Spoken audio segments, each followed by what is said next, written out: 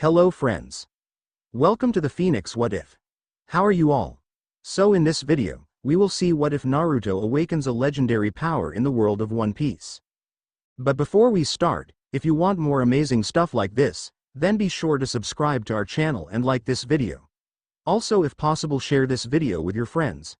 Now, without wasting any more time, let's begin the story. It had started simply enough. Succeed at this task, and he would become a genin. Simple, right? Yet it had gone oh so wrong. The first sign of trouble had been when Iruka had showed up at his little spot in the woods, by an abandoned cabin, and yelled at him. Why would the man yell at him if the boy had done nothing but what he had been told to do? It wasn't that Naruto knew this was a sign of trouble. He was too one-track minded to realize that there was something wrong with Iruka not knowing about this alternate form of graduation Mizuki had presented him with. The second sign of trouble was far more obvious than the first. It was when Iruka pushed him down, and was suddenly pinned to the wall of the cabin behind them with many kunai. They weren't aimed so as to merely pin him by his clothes, as some expert ninja were known to do. More than one had made its way into the scarred man's flesh, more than just mere drops of blood soiling his clothes. Mizuki appeared, standing on a tree branch. He and Iruka then gave him conflicting messages. Mizuki told him to hand over the scroll like a good ninja, while Iruka told him to do anything but, stating that the scroll was full of dangerous hidden ninjutsu, and Mizuki was just using the boy to get his hands on it.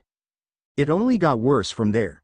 Mizuki said that there was no point in Naruto having it, and decided to tell Naruto the truth, which caused Iruka to yell at him to not do it. Time would tell if Mizuki continuing would be a good thing. He spoke of the attack of the Kyuubi no Yuko of 12 years ago, and of a special rule that was to never be mentioned to Naruto. Naruto, unable to do anything else, inquired as to what this rule was. Mizuki gave a dark smile. The rule is that nobody is allowed to tell you that you are the Kyuubi no Yuko. Naruto's breath hitched in his throat. What? Iruka continued his fruitless yelling. Stop it now, Mizuki. Mizuki sneered at the pain he was causing to the both of them, and began spinning the large shuriken in his hand. You are the Kyuubi no Yuko, the beast that destroyed our village and killed Iruka's parents. You were sealed up by the Hokage you so admire. Stop it. And you have been lied to by everyone. Didn't you find it odd that everyone hated you? Even Iruka, he hates you too. And with that, Naruto snapped, if but for a moment. Iruka saw the change in Naruto's stance. The boy tensed, and tilted his right side towards Mizuki. Chakra began to spin all around him, visible to the eye. Mizuki saw the difference in the boy, but paid this no mind, intent on making the boy suffer before he died. Nobody will ever love you. He threw the large shuriken, and with practiced aim it sped towards Naruto. Iruka tore himself from the wall, tearing parts of himself in the process, and dashed in front of Naruto, his back to the shuriken. When he stopped in front of Naruto, his eyes widened at what he saw. Naruto had his hand raised, as if he were going to stop the shuriken with that gesture, and the boy's own eyes were widened at the sight of Iruka getting in the way. Speaking of the boy's eyes, they were not the usual white sclera, blue iris and black pupil Iruka was used to know. Now they were near entirely a grayish purple, with a black circle as big as Naruto's old pupil and iris combined in the center and multiple black rings that expanded from this center. Iruka barely had a second to register all of this before the shuriken embedded itself in his back. As he felt the metallic taste of blood in his mouth, he looked down at the boy in front of him. Naruto's eyes reverted to normal, and the only thing the boy could say was, Iruka, sensei. The scarred sensei coughed, both to clear his throat and to see if he could still use his throat considering the shuriken was square in the middle of his back, who knew what kind of damage had been done to his nervous system. He told the boy in front of him of his own past without parents. He was starved for attention, so he had acted very much like Naruto himself did to get it. Tears began running down his cheeks. It was so painful. You must have been in a lot of pain, Naruto. If I had only done better, your life wouldn't be like this. Naruto did not know what to do in this situation. He was confused, and so he did what he always did when presented with the possibility of being hurt. He ran. Iruka called after him, but it was useless, and he fell to the ground, the shuriken still in his back and still hurting like hell. Mizuki jumped down, and began taunting his former partner about how Naruto was the type of person to use the scroll he had stolen to take revenge on the people of Konoha. I'm sure you saw those eyes of his. Those were not the eyes of a human. I'd say those were the eyes of a demon. Iruka pulled the shuriken out of his back, grunting in pain as he did so. Naruto isn't like that. Villain that he was, Mizuki shrugged it off. Either way, I'm going to kill him and take that scroll. I'll take care of you when I'm done. Mizuki disappeared, leaving Iruka to pull the kunai that were still in his limbs before he could get back to defending Naruto. The third Hokage could hear the cries of, "Kill the demon," even from his office. He was staring into his crystal ball, observing Naruto's form inside of the smooth orb. Naruto knows. And he is afraid more than any other time in his life. The chances of the Kyuubi being released are infinitely small. But the fact that those eyes have awakened in him of all people. The form of Uzumaki Naruto could be seen jumping from tree limb to tree limb, the scroll he had stolen on his back. The form of Amino Iruka jumped up next to him and began moving alongside the boy. Naruto. Give me the scroll, Mizuki's coming. Naruto narrowed his eyes and changed his trajectory, tackling the man and sending him to the forest floor. The boy landed as his victim skidded along the ground, and collapsed into a sitting position with his back to a tree. Iruka looked very cross. Naruto. His form was enveloped in smoke, the distinctive sound of a henge jutsu dispelling reaching the boy's ears. The smoke cleared, revealing Mizuki in the place of Iruka. How did you know I wasn't Iruka? Naruto gave a smirk as his own form was enveloped in smoke, revealing Iruka underneath when it cleared. Because I'm Iruka. The traitor's eye twitched, though he tried to hide it with a smirk. Is that so? Unknown to him, the real Naruto was hiding behind a tree nearby. You'd even transform into the thing that killed your parents to protect the scroll. And him. You're an idiot, you know that? Naruto and I are the same. If you have the skills in that scroll, you can do whatever you want. There's no way the Yuko wouldn't use the power of the scroll for itself. Unlike what you seem to think he's going to do with it. Iruka coughed again, and stared at Mizuki. Yeah, the Yuko would do that. Naruto's breath caught, and he dared not try to breathe while he was stunned. I knew it. Deep down, even Iruka-sensei doesn't acknowledge me. When Iruka continued, the blonde found he could breathe again. But Naruto isn't the Yuko. Now is he? He is. One of my excellent students. He may not be the hardest worker. And he is kind of clumsy. And no one accepts him. He knows within his heart what pain truly is. He is not the Yuko. He is a member of this village. He is Uzumaki Naruto, just as much of a person as I am. By this point Naruto's tears were falling freely. He had never been so acknowledged before in his life. Mizuki's reaction was quite the opposite. He was now quite mad with his former teaching partner. I said I would take care of you later, but I changed my mind. He took out another giant shuriken from his back, and began spinning it. Hurry up and die. Naruto snapped yet again, and this time nothing would stop him. The blonde appeared between the two shinobi, and raised his palm towards Mizuki. Shinra Tensai. Mizuki was thrown backwards by some invisible force, his shuriken flying away and embedding itself in a tree. Mizuki himself rolled along the ground for a moment before pushing himself back up and looking at Naruto. Those eyes again. You are a demon, aren't you? Said. Demon did not respond to this, however, and disappeared from Mizuki's sight. Mizuki felt a hand grip the top of his head, and suddenly he had no energy. He couldn't bring himself to move at all, though his arms were miraculously holding him up. Naruto's voice, now extremely cold, came from behind him. Mizuki. You manipulated a young boy's hopes and dreams to your own ends, and would willingly kill your comrades. And the things you plan on doing with the scroll. It will be a mercy on your soul to kill you before you commit such sins. Naruto yanked his hand from Mizuki's head, and Iruka was horrified when what looked like a ghost came with the man's body. Mizuki fell down like a puppet with its strings cut, now completely lifeless.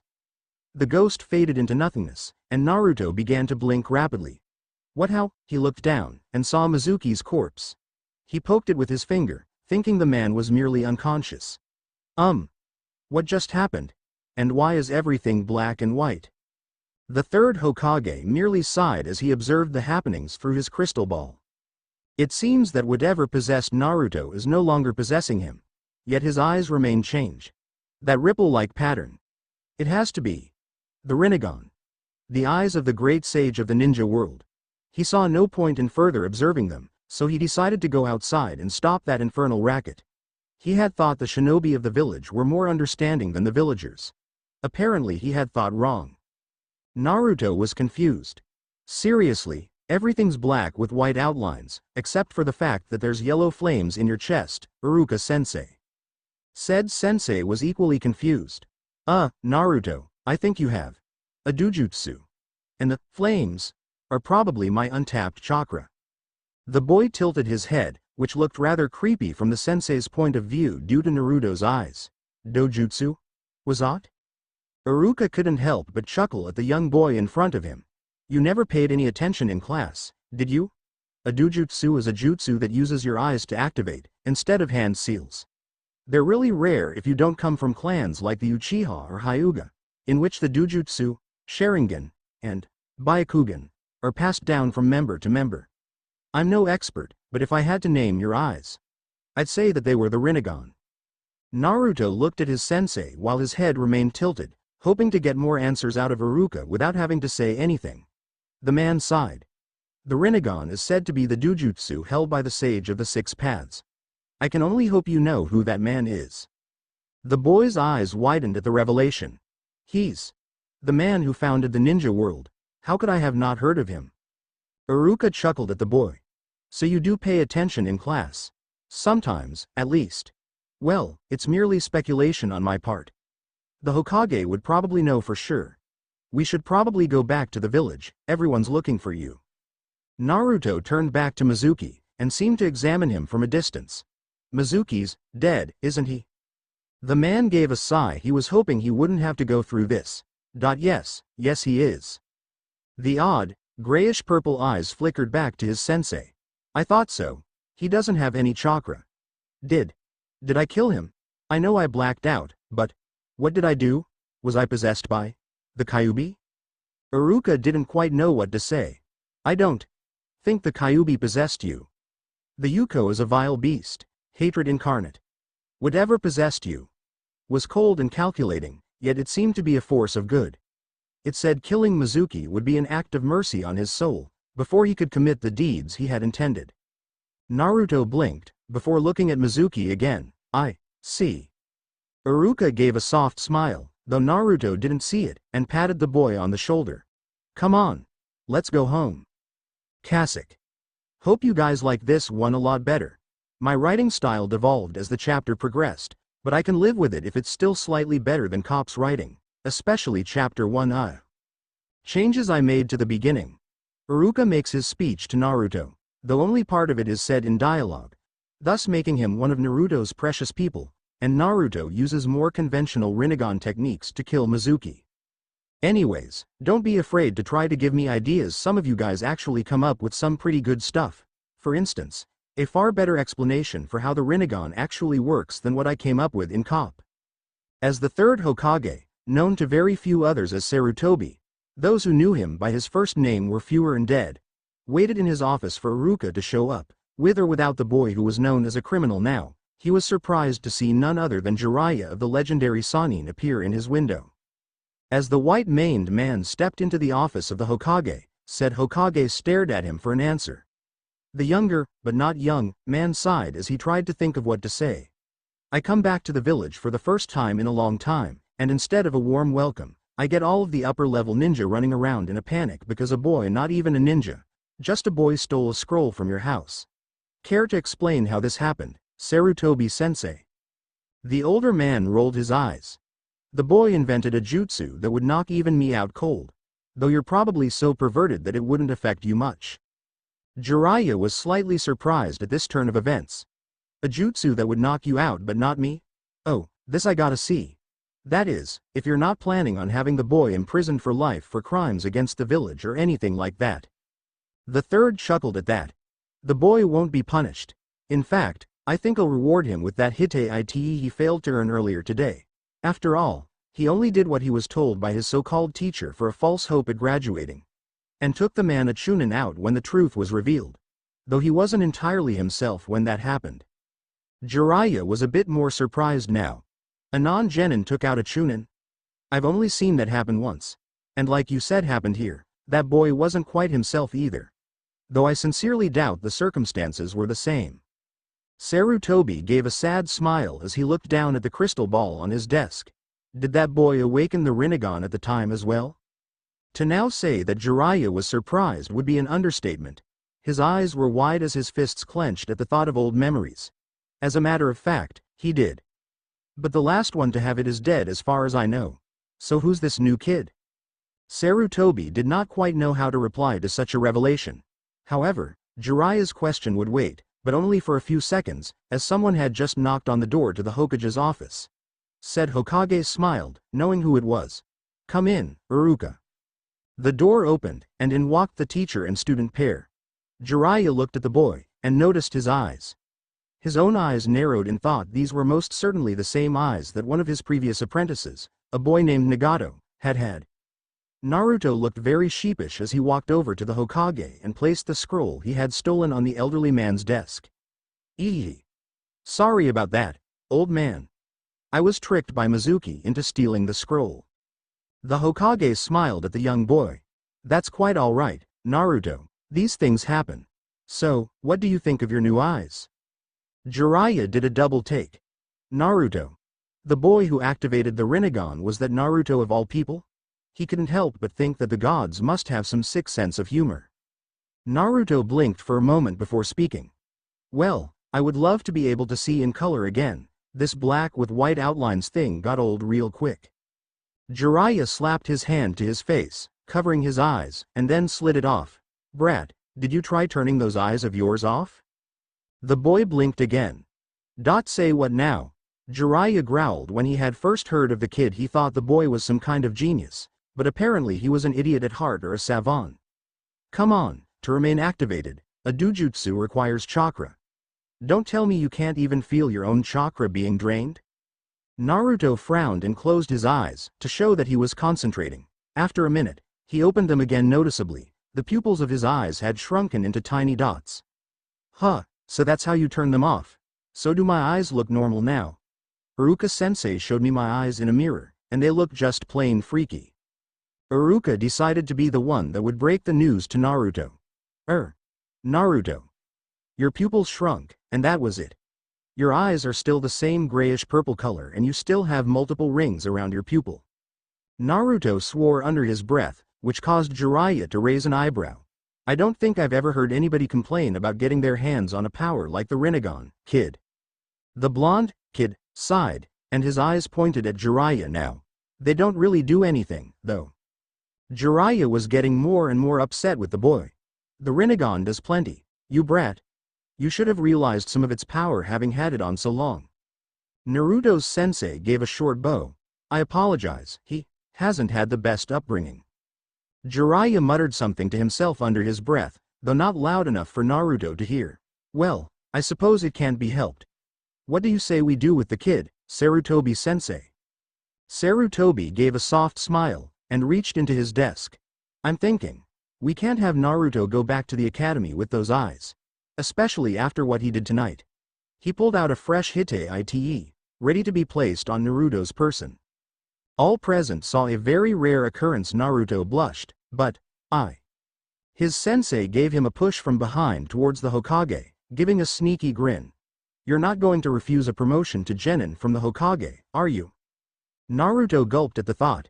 It's not that, just. I didn't really get to do anything. I was going to use the jutsu I learned from the scroll to take him out, but then something came over me, and the Hokage merely smiled. I wasn't necessarily referring to that. After all, you faced down the Hokage himself and knocked him out in order to complete your mission. I don't know any Konoha Genin who would be willing to even try.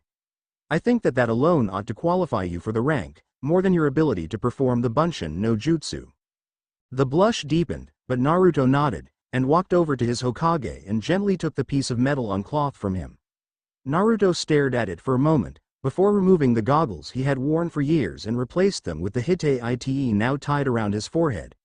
The boy could feel tears collecting in his eyes. I'm really a Genin now. The scar-nosed man next to him patted the boy on the back. Congratulations, Naruto. You're a shinobi of Konoha now. What do you say to some victory ramen tomorrow, my treat? Naruto was too dumbfounded to even react properly. Thanks a lot. He turned his eyes on the man he had viewed as his grandfather his whole life. Hokage-sama. I'll be the best ninja you've ever had, I promise. Sarutobi chuckled at the boy. Naruto had never called him Hokage-sama before, and he doubted he'd ever hear the words out of his mouth ever again. You'll be hard-pressed to beat Jiraiya here, let alone the Yondaime Hokage. But for some reason I don't doubt it. After Iruka and Naruto left to bring the boy home, the Hokage turned to the only Sennin in all of Konoha, and the only human Sennin left in the whole world. So, Jiraiya, do you think you'd be willing to teach the boy? You seem to have some experience with the Rinnegan. Jiraiya shrugged his shoulders. I guess. Teaching an idiot like that would be more fun than teaching a genius, now wouldn't it? Do I get to pick who his teammates are, or does even someone like me not get that kind of honor? The man caught the book just before it smacked him in the face. He opened it up and began looking through it. Oh, is this a list of everybody in Naruto's class? Sarutobi smirked. Yes. It's designed to help me choose who should be in what team after they graduate. Naruto's picture is crossed out because he failed, but it turns out he was quite the diamond in the rough. Jiraiya flipped through it until he reached Naruto's page at the very end. He sucks at genjutsu, because he isn't smart. His taijutsu's subpar for a genin. His ninjutsu's average, certainly, but up to standard. So are his power and speed. But what's this? Jonin level stamina, you say? Ho ho, how interesting. He's going to be needing that. Notes. Tries hard, but always falls short. Sees Uchiha Sasuke as a great annoyance, and spends all of his energy trying to surpass him, instead of taking small steps and trying to surpass his failing grades. He flipped through a few other pages before he raised an eyebrow. This must be the Uchiha. TCH. I don't need no stinkin' Uchiha on this team. The elderly Hokage chuckled at that. Well, I was planning on giving him over to Kakashi anyways. The Sennin rolled his eyes at that one. That's one way to keep him out of action. After a few more minutes, Jiraiya hummed a note to himself. I've narrowed down the girl I want for the team down to 2 girls, but I can't really decide. Haruno as a genjutsu specialist, because she's so smart, or Hyuga as a taijutsu specialist. There's also the problem of good student versus bad student. Sarutobi nodded lazily. Yes. That was who I was thinking of being with Naruto as well. Here's some information not in that report. It is no well-kept secret that Naruto likes Sakura, but a much better kept one is that Hinata draws inspiration from Naruto. Jiraiya couldn't help but smirk at that. I presume you don't mean the same kind of inspiration I draw from women. Well, I think I'll go with the Hyuga girl. She may be a Hyuga, but she's been doing bad in the academy compared to her classmates. I don't teach geniuses if I can help it, so I want to take 2 bad cases to make up for having to teach someone with the Rinnegan. The last kid soaked up everything I taught him at an astounding rate. The elder man seemed to have a thought strike him, besides a mental note to actually ask Jiraiya what his previous experience with the Rinnegan actually was. 2 bad cases, you don't say. Well, if you want a bad case, then take Nara. The boy has the worst grades out of the entire graduating class, quite literally the bare minimum to pass in every category. Even Jiraiya knew that there was some hidden intent behind those words. You don't seriously expect me to take some sneaky brat like that, do you? Bare minimum? To get that in one category takes a lot of bouncing around on your performance levels, and doing it on purpose is pretty hard. To get that in all categories is kind of just beyond genius, don't you think? Mirth was evident on Sarutobi's face. I didn't say he was stupid, I just said he was a bad case. The boy is one of the smartest I've ever seen, but he's gained a reputation as the laziest bum in all of Konoha. Guy currently has a team, so I thought I'd make the suggestion. It takes one to know one, as they say. The Sennin was obviously quite irritated by the comment. I'm not lazy, I just procrastinate a lot. He continued poring through the catalog, looking for an alternative to the Nara. Damn. There really aren't any other guys to use as an alternative. Hiruzen shrugged. I'm surprised that you're willing to even have more guys than necessary on the team. The sound of those words struck Jiraiya like a lightning bolt. More guys than necessary. What are you talking about? Every team for as long as I could remember had 2 guys and a girl on it. There's a reason for that, isn't there? I can think of maybe 1 or 2 exceptions, and that's because there weren't enough girls to go around come team formation time. The great Hokage, the professor, the god of shinobi, one of the strongest ninja to have lived since the founder of ninjutsu himself, merely shrugged. I just enforce it because it worked so well for my generation. Changing it around a bit might do some good. I hear the Raikage did something like this not too long ago and it worked wonders for overall performance. Jiraiya was immediately poring back over the book within moments, a testament to his personality. Surely there must be a girl I missed. He flipped through the pages again, and right at the end he noticed that the page with Naruto on it, the very last page, was stuck to the back of the book a bit unnaturally. He read the profile as quickly as he could. Yamanaka. Ah, Inoichi's girl. Let's see. Overall good student, but her performance suffers due to an infatuation with Uchiha Sasuke. Oh ho. This is an opportunity, here. As great a shinobi as he was, Sarutobi did not quite get Jiraiya's logic. Excuse me. What's different about her from Haruno? They're both pretty young girls with good grades and an infatuation with the Uchiha. Jiraiya seemed to be forming some kind of master plan within his head if his face was any indication. You said it yourself, Naruto likes Haruno. It would pain him far more to see her paired with the Uchiha than with just himself. It might even boost his ego to have her on his team. Having Yamanaka, however, will give him all of the pain of Sasuke's existence with none of that comfort of having a girl he likes. That ought to motivate him to get better damn quickly, and maybe he'll learn to expand his horizons as far as girls go. The Hokage sighed as he brought out some paperwork. You're trying to build an effective team, not catering to Naruto's needs or your wants, you old pervert. The old pervert gave a rather dark smile. You're underestimating me here, sensei. Like I said, Hyuga's a taijutsu specialist, and Yamanaka excel at genjutsu and other such spiritual things, though Ino here seems to be a ninjutsu specialist for the moment. Most people are, in the beginning. I know for a fact that Naruto, as the owner of the Rinnegan, is going to excel at ninjutsu above all other arts, more so than he already does, so he's going to need people who can support him in the other departments. Naruto will motivate Hyuga. Yamanaka will probably motivate Naruto. And maybe the circle will complete itself and Hyuga will motivate Yamanaka. If I'm lucky, in more ways than one.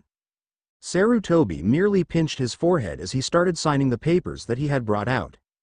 Well, either way, it's fortunate that a teacher's position had opened up. Kurenai decided that she wasn't ready to be a sensei yet, says she needs to do more research on the matter before she starts up with the next batch. Otherwise, I'd have to be the bringer of bad tidings to one Jonin or another. He stamped his official Hokage's seal of approval onto one of the documents. There, Hyuga Hinata, Uzumaki Naruto, and Yamanaka Ino are now a part of Squad 8 under Jonin Sensei Jiraiya. He brought out his pipe and lit it, letting the glow of the embers highlight his face in the relatively dark room. May the ancestors save our souls. Whatever reaction the elder man had been expecting, what he got was laughter from Jiraiya. Don't worry about it, sensei. What's the worst that could happen?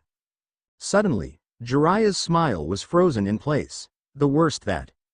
His smile was replaced with pure, unfiltered horror. He's the Kyuubi Jinchuriki. With the Rinnegan. Oh gods, I'm going to die, aren't I? I'm going to die horribly, in some giant explosion that wipes Konoha off of the map.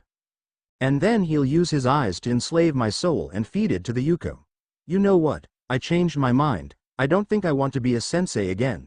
Sarutobi merely held up the paper that had his seal on it, waving it tauntingly in front of himself. Jiraiya's every muscle froze for a moment before he turned around, heading for the door. Fine, be that way, you old geezer. See if I ever give you autographs again. Sarutobi could only smile as Jiraiya slammed the door on his way out. It seems that the wheels of fate are turning, aren't they, Minato? Naruto grumbled as he looked in the mirror back at his apartment, inspecting himself instead of going to sleep, his eyes completely covered by the chakra-treated glass that now covered them. Iruka had given him combat sunglasses so that he could hide his eyes from others. Apparently, they blocked out sources of light that could be considered harmful to the human eye, which was useful on a nighttime mission when you might expect to come across somebody with a flash bomb. They were also pretty resilient, as they were supposed to withstand everything short of a kunai stab straight to the lens. Examining himself, he saw that the frames were thick, and covered his eyes on every side. He supposed it was necessary, seeing that he now had some pretty freaky-looking eyes, but he wished there was some way to be more natural about it, like some normal sunglasses that covered his sides without actually blocking his line of sight. Taking the sunglasses off, he could see his own eyes in the mirror. He hated what he saw in the mirror. He wasn't Naruto. He looked most natural with a neutral face, no smile, no emotion reflected anywhere on his person. Try as he might, all emotions looked unnatural now. Those were not the eyes of a charming young man such as himself. Or so he told himself, reflected in the mirror, but of a trained killer. The more he looked at the neutral face, the angrier he became. The angrier he became, the reflection showed the same changes, becoming even more unnatural. Naruto put the sunglasses back on, and looked at himself in the mirror again. He looked far more natural with them on than with them off, which annoyed him because he happened to like his old blue eyes. They weren't just his trademark, they were a hint to his past, because blue eyes just weren't found in Konoha. So, it was now a lose-lose situation. No matter what, he would not be getting his old face back. Frustrated, he left the bathroom, heading directly for his bed. It was not long before he was asleep after all. It was early in the morning after a very stressful day and night. It was far from a restful sleep. That neutral face of his haunted his dreams, attached to a body that couldn't possibly belong to him. It was taller, wrapped in a black cloak that contradicted with Naruto's very fashion sense. It walked down the streets of Konoha, and everyone he passed was obviously quite fearful. Peers, strangers, even the few people who he could somewhat call friends, turned away from the gaze of the Rinnegan. It eventually found the gate to the graveyard, and walked among each of the rows. It eventually found one grave, and Naruto could read it all too well. It read, Amino Iruka, a name he had seen on the blackboard many times at the academy. The face spoke, its very tone neutral and cold despite the sorrow that the words ought to convey. They still don't understand, sensei. I gave you one of the greatest gifts of all, that of eternal rest in heaven. If you had lived, you would have done irreparable damage to this world, and then you would find no rest in hell. The fools of this world can only think of this world and of their own justice. The eyes focused on Naruto himself, who until now thought he had just been viewing the dream. Dark flames began rising around the older Naruto's feet. You know what the people of this world are like. Are you going to let them do as they please? Or punish them with the wrath of the heavens? Will you merely watch as the pure corrupt themselves, or will you save them before the gates of heaven are closed to them? Within moments, the entire landscape had changed. Konoha was now completely leveled, wood and stone laying everywhere while more of those dark flames burned. These eyes were given to you for a reason. You are the envoy of the gods, the one who has control over life and death. The people around you will live and die at the whim of the gods, and you are their tool. The gods are the judge and jury. And you're the executioner. A large figure appeared behind the other Naruto, the only visible part of it through the dark flames being the glowing pair of eyes, bearing the Rinnegan. They stared down at Naruto, seeming to penetrate his very soul. The dream ended just as Naruto could feel himself being sucked into those eyes. He awoke with a start. His body was still paralyzed except for his eyes, but he was still full of energy, so he moved them around harshly as he felt his breathing become labored. After a few moments, he could move his body again, and he quickly sat up, trying to regain a semblance of control over his body. His bed was next to the window, and he could feel the light of dawn coming through the blinds without using his eyes. Looking around, he realized that his eyes had somehow activated during the night, as even though he could feel light he could only see black.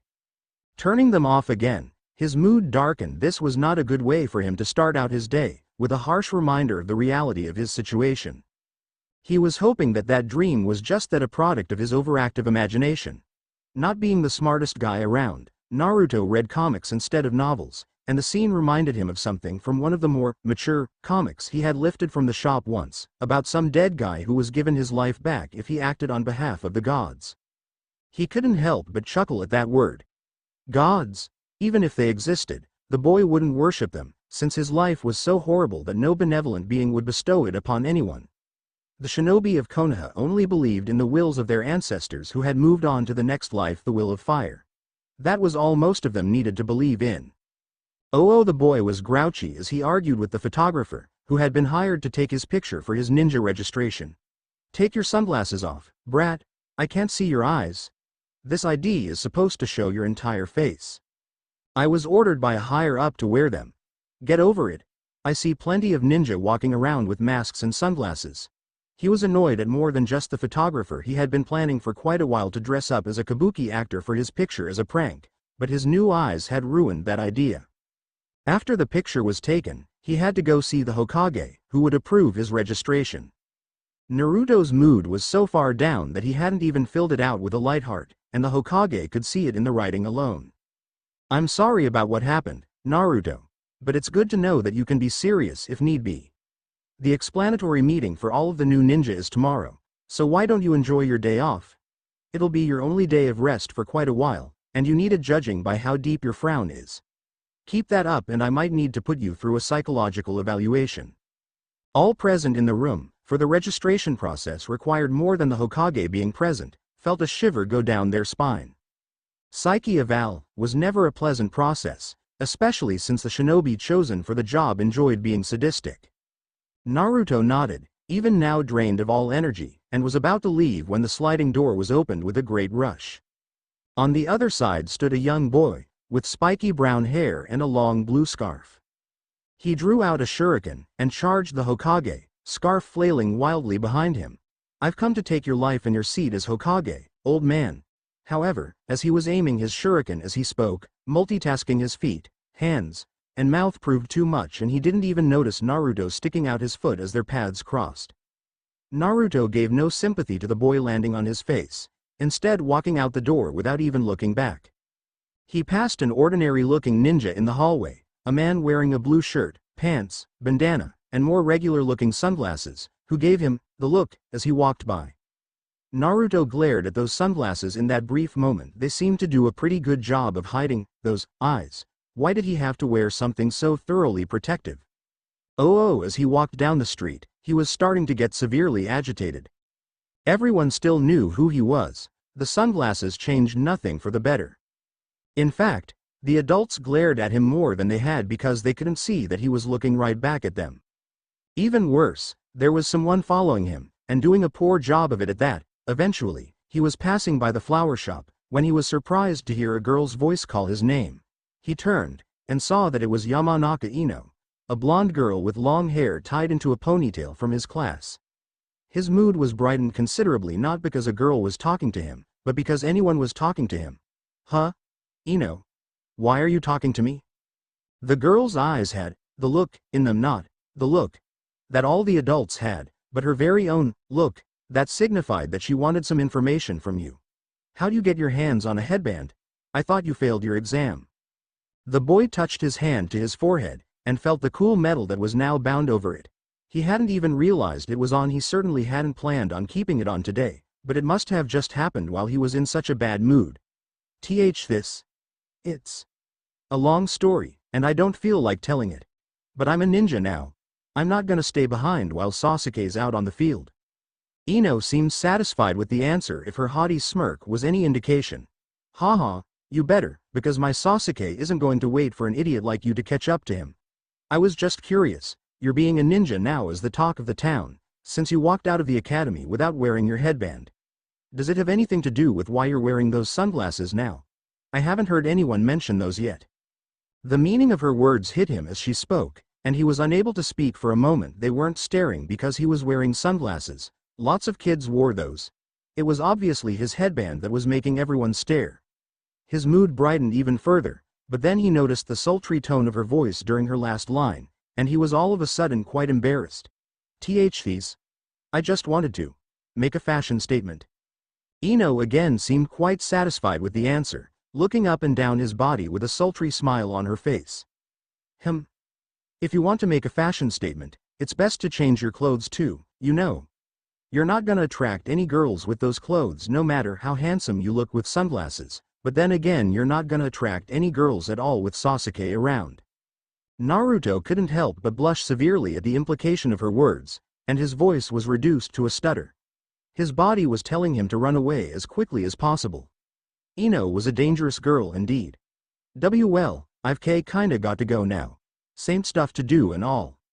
Ino raised a single eyebrow, apparently trying to act as seductive as she possibly could, causing Naruto to wonder what the hell they taught these girls in Kunoichi class that he hadn't heard about. Stuff, This stuff wouldn't happen to include shopping, would it? Clothes shopping, in particular? As clueless as he was, and as little as he knew her, Naruto knew not to dare utter anything on the list of words forbidden around Ino which included any indication that he was going shopping. And no, of course not.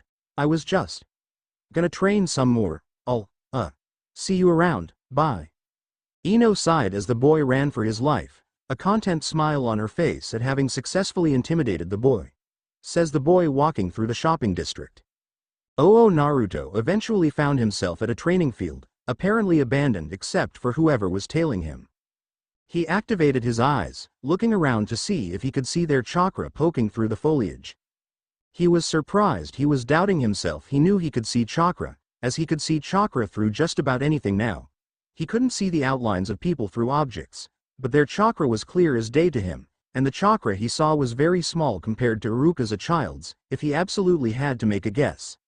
The more objects that got in the way, the fainter the chakra became, so that meant they were also close to him. He was about to call them out when he saw another chakra rapidly approaching, a much larger one, definitely that of a shinobi's. He turned off his eyes as he saw the man's outline come into view, and he recognized him as the man he had passed in the hallway earlier. His foul mood was brought back, the lightheartedness induced by talking with Ino gone. What do you want? The man's mood was just as foul, his stance was aggressive, and there was a frown on his face. What do I want? You cheeky little brat. You think you have the right to say that after you assaulted the honorable grandson? Naruto was most definitely not in the mood to deal with false accusations after the near rightful one he just narrowly avoided the night before. Assaulted, honorable grandson? What the hell are you talking about? This only provoked the man more. Do not feign ignorance. The honorable grandson walked into the room to visit his grandfather, the Hokage, and you assaulted him. The blonde tried his best to remember what this man could be talking about. Wait, brown-haired kid, blue scarf? The man nodded. Naruto groaned in annoyance. He was the Hokage's grandson. And that's why you're after me? The man seemed to smile, though there was no mirth in it. Yes, now you see the error of your ways. Naruto's mouth formed into a snarl. What error, if someone bursts into a room, with a shuriken in hand, and shouts for the whole world to hear that they want to kill someone, I'm supposed to just stand by when I have no clue who he is? Besides, all I did was trip the brat on my way out. If he's hurt, it's because he's no good as a ninja. Still mirthless, the smile turned into a mirror of Naruto's expression. How dare you insult the honorable grandson? He has the blood of a Kage inside of him, and he is the pupil of an elite teacher such as myself. You, who can't lay claim to one ancestor, or one elite teacher, has no right to do such things. Naruto was well and truly ticked off, and had activated his eyes again, though the man would not see the effect of it. Naruto felt more comfortable this way. He couldn't quite explain it, but the lack of familiar colors meant that it was harder to recognize all the hints of people's hatred. Still, the words stung. Tears were welling up in his eyes, and he was glad that he was wearing the sunglasses now, as they provided a secondary mask for him to hide behind. Just because I don't know who my parents are, you think you can insult the dead like that? Just because he isn't some elite, you think you can insult Iruka-sensei like that? He was about ready to pull out his new jutsu when a thought crossed his mind. How many clones will I need to beat him to a bloody pulp? 500 ought to do it, but at this point I'm thinking of making 1,000. A voice seemed to echo into his head, surprising him. Make one for the moment. He didn't bother arguing with it for now, and in a moment, he put his fingers together in a cross shape, and called out the name of his technique. Kage Bunshin no Jutsu. A burst of smoke appeared beside him, and another Naruto stood there. They both looked around, obviously very confused, and acting very oddly at the sight of each other. The man couldn't help but laugh. Oh dear. You've never actually used that jutsu before, have you? How you learned it without using it is beyond me, but this just proves how idiotic you and your teacher are. However, it wasn't making the clone that was bothering Naruto, it was the after effects. Naruto, for some reason or another, could see both his point of view and his clone's. Apparently, his clone was being affected in the same way, for it was using the same tricks to ascertain its own point of view as Naruto was, though thankfully in a different order.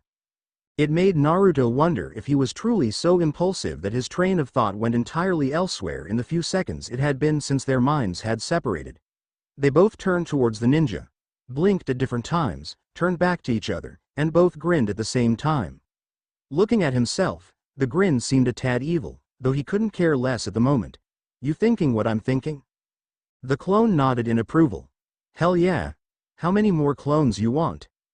Naruto tried to think it over logically, something he rarely had to do.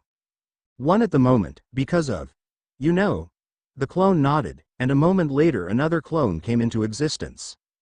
The third point of view disoriented them for but a moment, as the first two Narutos were looking at the third, and as such the third's view was radically different. They turned in unison towards their enemy, looking rather defiant. Come and get me, you big. Naruto's defiant attitude disappeared for the moment as he struggled for the word he was looking for. Triple vision was certainly information overload. What's that word for someone like him? Begins with a B, it's on the tip of my tongue. One of the clones shrugged. Don't look at me, man. Baldy? Blooper? The other clone gave the first a look of skepticism Naruto could tell because of their shared vision. Blooper? Why would you call him a blooper? That isn't the first B word that comes to mind. The first seemed to think what he had in mind was quite clever, because he's one big mistake, and we're gonna be laughing our heads off when we're done with him. Naruto could only smile, apparently having himself for company would be fun times in the future. Turning back to his opponent, he settled into a fierce grin. Alright then, you big blooper, let's go. The man pushed his sunglasses up his nose, to hide his eyes a bit better. A blooper, you say? Ebisu, the elite teacher chosen to tutor the Hokage's grandson. Emma, blooper, you better think of your last words, boy, because you're not going to have much time to speak them. Suddenly, however, Jiraiya appeared between the combatants before they could begin their fight, dressed in a regular Jonin's outfit rather than his rather unique clothes Naruto had last seen him in.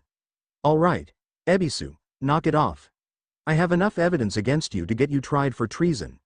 You'd probably get off innocent, knowing the elders, but it'd still be a mar on your perfect record. Ebisu dropped to the ground, kneeling before the elder ninja. Forgive me, Lord Jiraiya. I misspoke. I had no intent to truly kill the boy. I was putting the fear of death into him so that I could dispose of him more easily. Jiraiya turned to look at the three Narutos, who all seemed rather unafraid. Well, I don't think such tactics work on Naruto. Anyways, you should go. You seem to have been separated from your student. Ebisu suddenly began panicking when he realized that he had let his student out of his sight, and immediately fled the scene, shouting for the honorable grandson to respond. Naruto's clones dispersed themselves, and the original stared at the small chakra still in the bushes. That's probably the honorable grandson, hiding over there, you know. The old man couldn't help but laugh. You're a sharp one, aren't you? You can't even see him and your intuition is telling you who it is. Hey, in the bushes, get out here. After a few moments of leaves rustling, the same boy from earlier stumbled out of the bushes and into view, a frown on his face. It seemed like he couldn't decide which of the two to glare at, so he kept his vision concentrated between them. Hey, you, blondie. Who do you think you are, tripping me like that? Do you know who I am? Naruto rolled his eyes. Honorable grandson of the Hokage, and all that crap, right? Like I care about that kind of thing. I was in a bad mood. An opportunity for stress relief slammed the door open. It's your own fault for saying you wanted to kill the old man. The boy was further agitated by his statements. Hey, I resent that. If I can beat the Hokage, that means that I'm better than him, and then I'll get to be Hokage. A frown formed on Naruto's own face, signaling the beginning of a childish argument. You can't become Hokage. Why not? Because I'm gonna be Hokage. Says who? Says you. I already beat the Hokage, with one jutsu.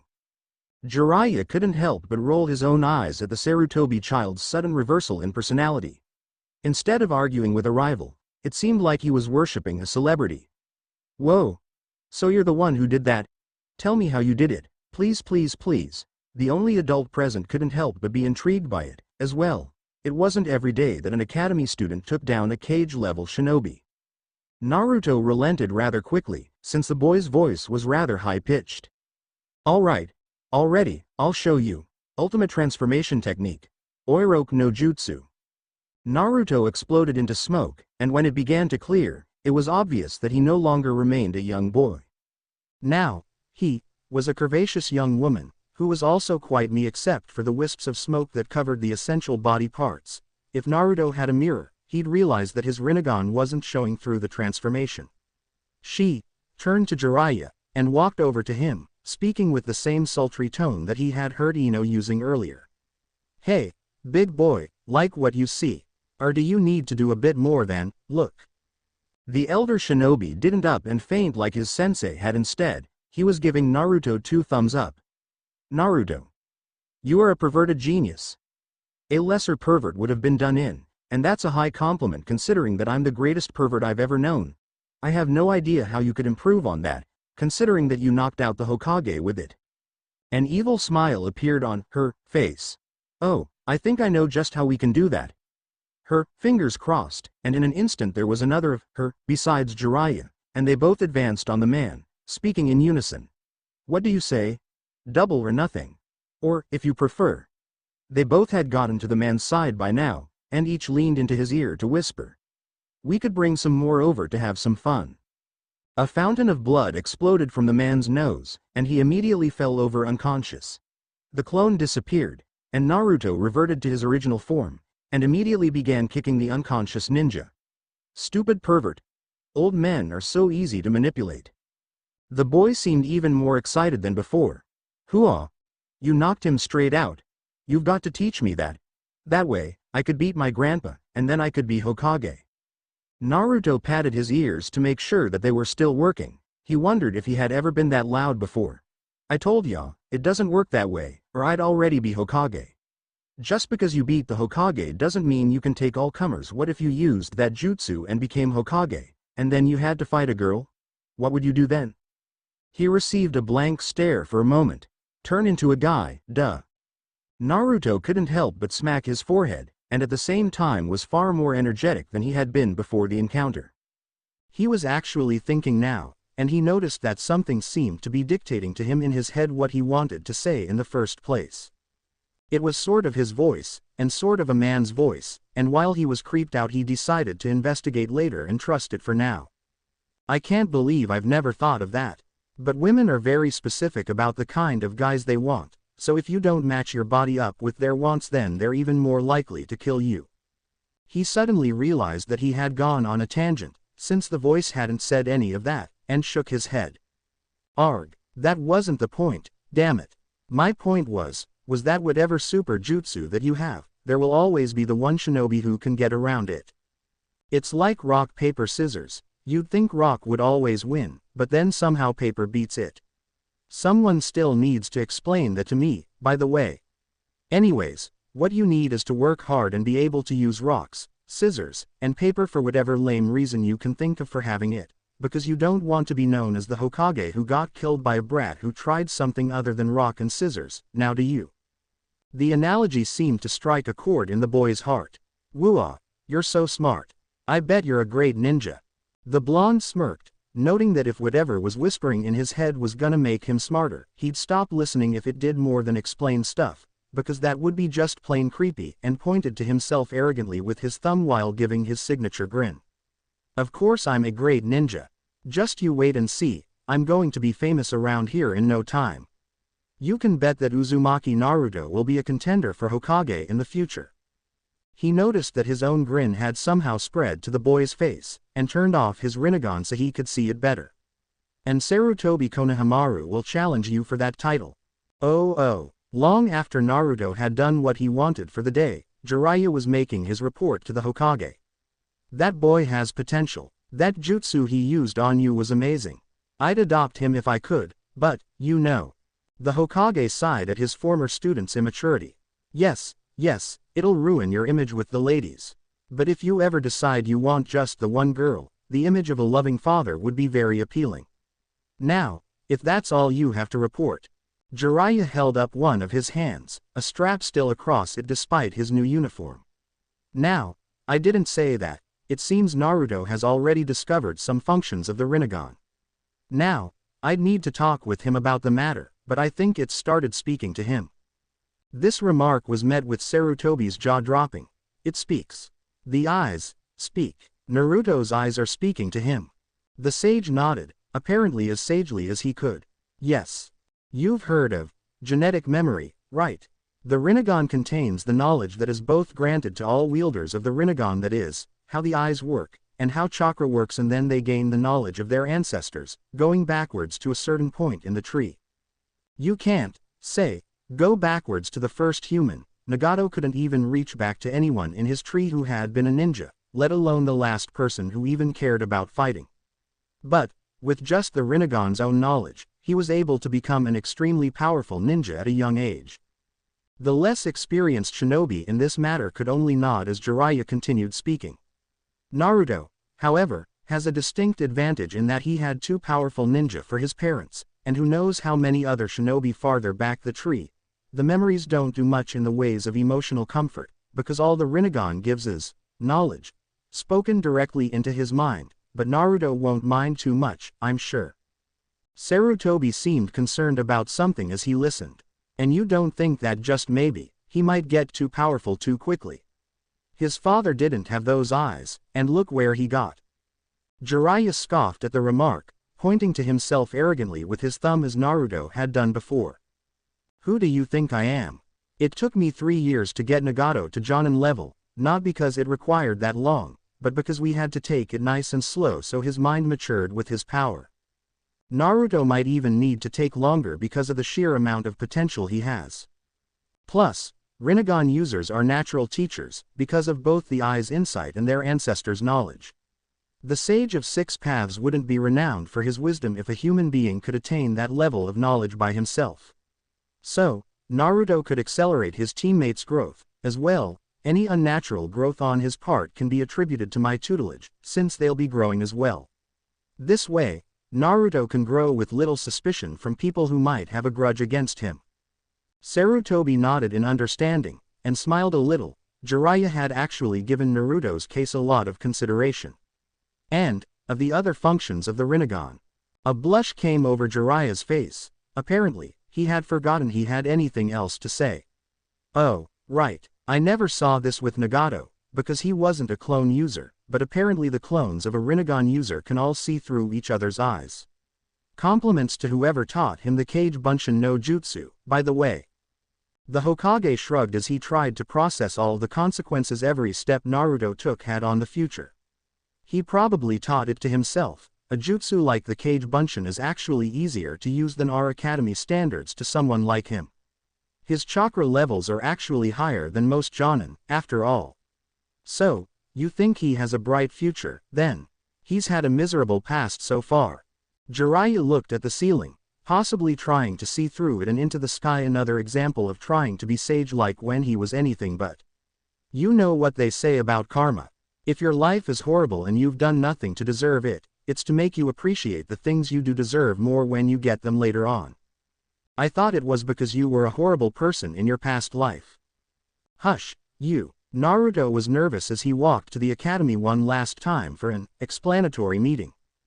He had been told that his graduation had been generally accepted. Now the cover story had been that Mizuki had fudged Naruto's grades in order to manipulate him, but he just didn't know what he'd do about actually meeting his classmates again. It may have only been 2 days ago that he was causing trouble for them, but to him it seemed like an eternity. The only person in his recent memory was Ino, and he didn't want to think about her, though he was far too nervous to think of any other individuals.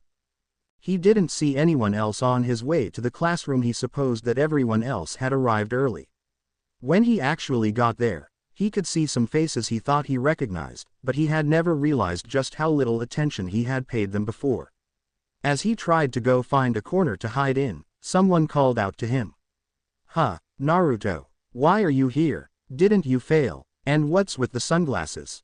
Naruto turned to the familiar voice. It was Shikamaru, one of 3 boys that were anything near to what Naruto could call a friend, and one of the last people he expected to call him out. He tried to pass it off as quickly as possible, pointing to the Konohagakure insignia on his forehead. "This says I passed, so there." Shikamaru merely shrugged as he went back to ignoring everything around him. He was normally extremely laid back, so this level of logic was enough to dissuade him. Surprisingly, the corner desk wasn't full. It was probably because the others had nothing to fear from sitting up front now that they weren't students. The only person back there was some dark-haired girl whose name was escaping him, and she said nothing as Naruto sat down next to her. In fact, she seemed to be actively not looking at him. There was a bit of noise from the hallway, and he could see Ino run through the door at the same time as a pink-haired girl. It was Sakura, a girl he had had a crush on for the longest time. They argued over who had gotten there first for a moment before Sakura walked among the students and found a seat next to a dark-haired boy, Sasuke, the most popular guy in school, and someone Naruto disliked more than anyone else. He again felt little of what he should. He was beginning to see why the Hokage felt he should go to Psyche Eval if he didn't brighten up. As he continued watching his crush flirt with his nemesis, he noticed too little too late that Ino had walked over to where he was sitting, and had assumed flirt mode herself. "Hey, Naruto, I see you're still wearing those sunglasses. You must have a really good reason to be wearing them indoors." Naruto realized that there was no escape this time. When Ino wanted information, she got it. He had received a cover story to use on the other genin, but he didn't know how well it would work. "My eyes got damaged in an accident. I need to wear them so I can see right while keeping them protected from more damage." Ino raised an eyebrow. She knew as well as he did that that excuse was crap, especially with how he had said it. She sat down next to him, locking him in place and making him more scared of her than anyone else. "Ah, well, that's just horrible, Naruto. On the plus side, the sunglasses make you look better. You should see if you can keep them after your eyes heal." "Right, Hinata." She had leaned back so she could see the girl on the other side of Naruto, who was apparently Hinata. Naruto turned to look at her. She had the same look of being trapped in her eyes that Naruto knew was in his own, hidden behind his sunglasses. She glanced at Naruto for a moment before turning away again. They're not bad." Ino smirked in what appeared to be a triumph of some sort. Naruto could never hope to fathom what went on in the girl's brain. "See, now we just need to get you a matching outfit and you'll look like an actual ninja." Everyone around them flinched. Ino had mentioned shopping, though indirectly. There was no stopping her now by Naruto's own power. Even children who hated Naruto wouldn't wish this fate on him. Fortunately, fate was on Naruto's side, for the moment. Iruka had just walked in, clipboard in hand. "All right, guys, settle down. It's time we got to the main event, but first, I just wanted to say that I was proud to have you guys as my students. Starting today, you will all get to be real shinobi, though you'll only be genin. Your paths as ninja have only just started. The academy is a cakewalk compared to your future. To help you, we've put each of you into 3-man teams, each with a Jonin sensei to help you. You will follow their instructions in order to complete your missions." Naruto's eye twitched beneath his sunglasses. Teams. That meant he'd be stuck with 2 other people who could easily discover his secret. He glanced at Ino. He'd die if it turned out she was on his team. "We tried our best to balance the teams skill-wise, so don't expect to end up with your best friends." Naruto was glad to join in on the collective moan the students made. It made him feel more normal again. Naruto would have held his breath on every team announcement if there weren't so many of them. Team 7 will include Haruno Sakura, Uchiha Sasuke, and Aburame Shino. Okay, now he was feeling something. He glanced towards Sakura. She seemed ecstatic to be partnered with Sasuke. He, on the other hand, seemed less so.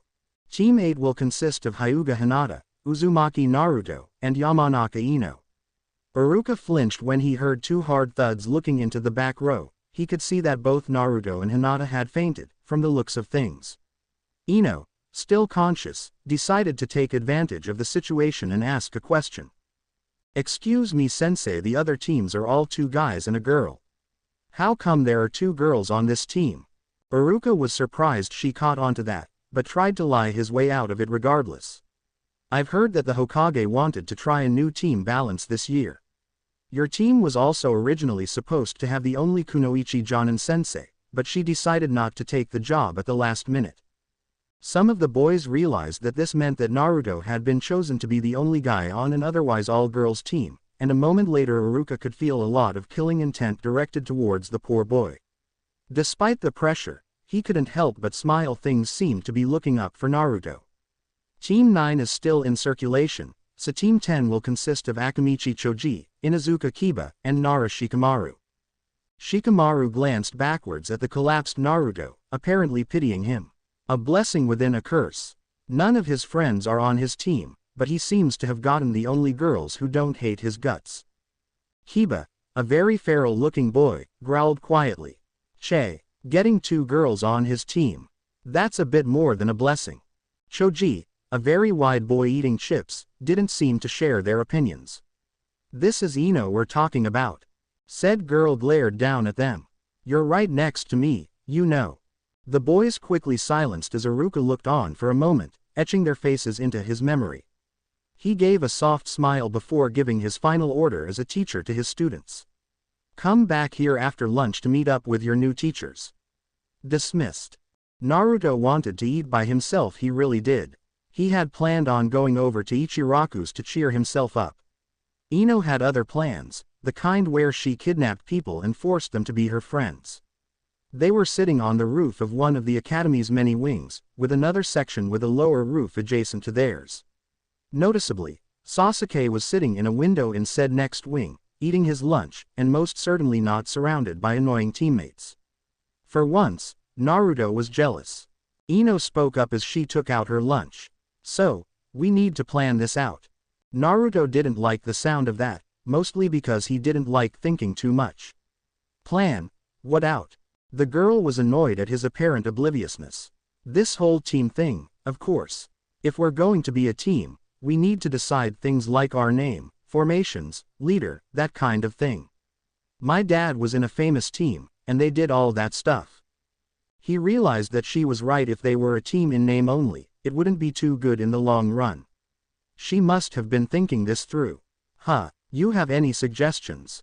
Of course. Her eyes lit up. Naruto should have known better. Well, for the name, I was thinking something like Team Ino Naruhina, or Team Uzuyama, or maybe something less obvious like Team Flameboar or something. It was apparent that both Hinata and Naruto himself were intimidated by those names. He decided to attempt negotiations. How about something we all have in common? Hobbies, interests, stuff like that. Ino seemed to like the idea. Oh, that'll work better. That way the team name doesn't show our differences. You're smarter than I thought you were, Naruto. The boy decided not to comment on the fact that he hadn't even thought of it that way. Okay, I doubt you two want to name ourselves Team Shopping, or Team Sasuke, but aside from that I only like gossip and flowers. Resisting the urge to comment on Ino's tastes was rather hard for Naruto, though he managed anyways. Yeah, we're going to want a name slightly more intimidating than just flowers. My interests are training, ramen, and gardening, so I guess we have that in common. Their attention was turned to Hinata, who took a moment to gather the courage to speak. I like pressing flowers, so. Satisfaction was very apparent in Ino's demeanor. Great, we can be Team Gardener, then. Naruto was less than enthused. I can't help but feel that we'll regret this later. It doesn't feel ninja-like. Ino rolled her eyes knowingly. Oh, Naruto, did you forget about the origins of shinobi already? Farmers were a big part of the first ninja group. It's why we use kunai as weapons even though they're supposed to be digging tools. He was honestly surprised he must have skipped class that day. The first ninja, He remembered because of Iruka that the Rinnegan supposedly belonged to the Sage of Six Paths, the founder of ninjutsu. You know, I changed my mind. I'm rather liking that name. Do you mind it, Hinata? She shook her head, being too shy to speak. He hoped that they could fix that later. Seeing as they were still on lunch break, they decided to put off the more intricate parts of teamwork in favor of just getting to know each other better. Ino was honestly surprised at Naruto's green thumb, though he was the first to admit that it had taken a while to get the hang of it. Ino's family ran a flower shop, so she naturally had to pitch it to her teammates for their future needs. Hinata offered to take any flowers of Naruto's that were getting ready to die and press them, which he gladly accepted. When it came time to be picked up, Naruto was unable to hide his surprise when Jiraiya walked in the door. My name's Jiraiya, and I'm here for Team 8. Why you? Why are you my team sensei? Ino hit him over the head, and he barely managed to keep his sunglasses on. You idiot. That's the Jiraiya-sama. Do you have any idea how lucky we are? She suddenly switched back to a much nicer demeanor while speaking to Jiraiya. We're Team 8, sir. Jiraiya grinned at her personality. Good to see you have fire, you're gonna need it. Come on now, HUP. Jiraiya took them out to a restaurant, which seemed like a surprising move until they saw Team 10 at another table. Naruto was slightly down that they weren't at his preferred place of Ichiraku ramen, but since he wasn't paying, he went with it. The old man was quite happy to see that the three of them were getting along just fine, so they merely had casual chat instead of the usual, whatever that was. Naruto eventually got tired of Ino's servile attitude to the old pervert, however. Just what is it that's so great about you anyways? Jiraiya gave a mock impression of being hurt. Your ignorance wounds me, Naruto. I am one of the legendary three ninja, the great Toad Sage, and world-famous novelist, Jiraiya the Gallant. I studied under our current Hokage, taught the fourth Hokage for years, and. There was a long pause, at which the three younger ninja were held at attention. And I was the one who taught the last ninja with Naruto's condition. Naruto was quite alarmed at those words, while Ino and Hinata were merely confused. What do you mean by that? He smirked, as if he had accomplished some magnificent plan. Well, pass my test and I'll tell you. This only made Naruto more irritated. What test? The one that determines whether you stay with me or go back to the academy. Hinata was surprisingly the first to speak. Why do we need another test? If the first one's not good enough, why give it? Naruto couldn't help but agree, considering all the trouble he went through to pass it. Jiraiya toned down the drama and began speaking plainly again. Well, that test was more generic. It was meant to see if you could physically be a ninja. This next test is a field test to see if you can mentally be a ninja. I'll give you more details at the training ground tomorrow. He handed out some sheets of paper that gave details on the where and when, accompanied by cartoony drawings of frogs. You can do whatever you want between now and then, but I suggest that you come prepared as if for a long-term mission. He raised his hand to catch the attention of the waitress and paid for the bill, giving her a look to be suspicious of before turning his attention back to them. Well, I'll be off. I like to spend time every day for book research, and it's getting towards there. Go do whatever you want, but make sure to come on time tomorrow. With that, he got up, paid the bill, and left. Ino dragged them to the training site that they were going to use the next day, unusually silent most of the way. Once there, she immediately let a kunai fly at a nearby tree, apparently very frustrated. Who does he think he is? Naruto rolled his eyes at the question, despite how useless the gesture was. He told us exactly who he thought he was. This did not lower her frustrations at all. Yeah, but, to tell us that we might end up failing after all that. Naruto touched his fingers to the smooth metal on his forehead, remembering what all that was to him. Something tells me that there's more than meets the eye. I think we don't have to actually worry about failing. We should worry about the mental part he was talking about. Ino went over to the tree and picked up the kunai she threw. Well, how do we do that? Hinata spoke up again, looking Ino in the eyes. We should continue with making our team better. If we work together, we'll beat his test. It's meant to be taken by teams, right? We should take it as a team. Naruto grinned at her inspirational words. I agree. We already passed our test. Team Gardner needs to take this next one. The blonde girl rolled her eyes at his own words. Try making sense sometime, Naruto. But yeah, you two are right. If this test is supposed to be designed like a long-term mission, then we should treat it like one. Let's go over our expertises and plan accordingly. Ino wasn't a specialist in anything in particular as far as the three branches of jutsu were concerned. However, she did have clan jutsu, techniques that only Yamanaka clan members were allowed to know. At the moment she only knew one, the Shintention no Jutsu, which allowed her to essentially project her spirit into someone else, abandoning her body to possess theirs. It was certainly useful, though the drawbacks were that her body was defenseless as long as the jutsu was in effect, and that any damage done to the possessed was transferred to her original body.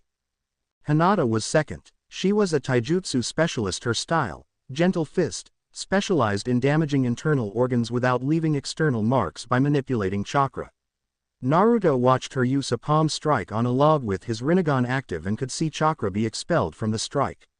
Apparently it only worked on things with chakra inside of them. An ordinary inanimate object would just take the blow as an ordinary palm strike. It was her eyes that Naruto was particularly interested in, however. Byakugan, is that one of those Kekkei Genkai things? She nodded while turning away from him. Yeah, it's a power in my eyes that allows me enhanced vision. I can see in a 360-degree field around myself, see farther than usual, as well as see through solid objects. Lastly, I can see chakra. Naruto noted that she seemed to be quoting a textbook, because her usual shyness had decreased. Her eyes seemed to have some similar properties to his, though the 360-degree vision was new. Can you turn them on and off? Do they look different while you're using them? She was surprised by the specifics of his questions and blushed. Well, why yes. Here, let me show you. She performed some hand seals, meant to focus chakra more than for a particular jutsu. Suddenly, her normally blank eyes gained pupils, and the veins around her eyes began bulging, which, to Naruto, made her look just as unnatural as he himself did with the Rinnegan. A look of surprise came upon her face as she seemed to look around. Naruto, are your eyes okay? He mentally cursed. She had just said she could see literally everything around her. Why do you ask? I said I had to wear these for a reason, you know. She seemed hesitant to continue, yet too curious not to. Your chakra. Most people keep it centered in their bodies when they're not using it, but there's a small stream of chakra going to your eyes. You have a dojutsu, don't you? One you can't turn off. She remained silent, looking away from Naruto physically even if she could still see him. Ino's mouth hung open, but she said nothing. Naruto knew that there was no escaping the question of what happened to his eyes this time. I'll show you guys, but only because I intend to make this team stick together. If I show you, you've got to promise me, we'll pass that old man's test, no matter what. There was more silence before they both nodded. Naruto slowly took off his sunglasses, and he could see both of their faces widen in shock at the sight of his new eyes.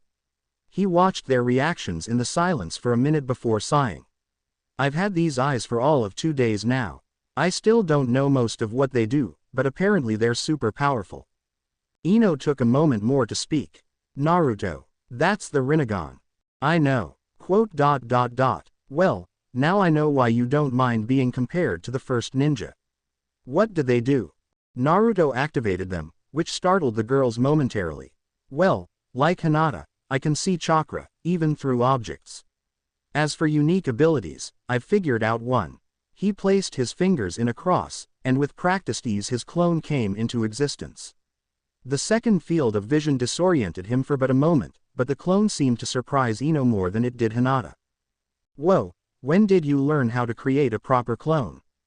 Naruto smirked. This isn't the academy standard, this is the Kage Bunshin no Jutsu.